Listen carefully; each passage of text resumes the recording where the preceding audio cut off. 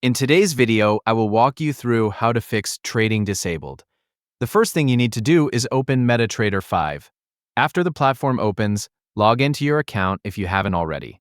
Once you're logged in, move to the menu at the top of the MetaTrader 5 window. From the menu, click on Tools. After selecting Tools, a list of options will appear. Scroll down through the list until you find Options.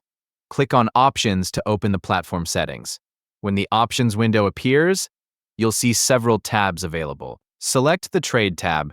After opening the Trade tab, look through the available settings until you find the one-click trading option. Once you locate it, tick the checkbox to enable one-click trading. After checking that option, your setting has been updated.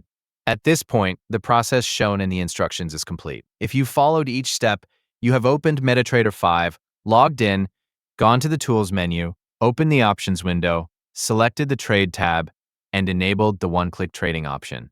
If you want to double-check your work, simply remain on the Trade tab and confirm that the one-click trading option is still checked. If it is checked, then the setting has been applied successfully. If it isn't checked, click the checkbox again so it remains enabled. After confirming that the option is enabled, you can close the settings window and return to the MetaTrader 5 platform. Those are the complete steps shown for fixing the trading disabled issue. To quickly recap, start by opening MetaTrader 5 and logging in. Next, click on Tools at the top of the platform. From there, scroll down and select Options. Once the Options window opens, switch to the Trade tab. Finally, locate the one-click trading option and tick the checkbox to enable it. After completing those steps, the process shown in this tutorial is finished. That's all there is to it.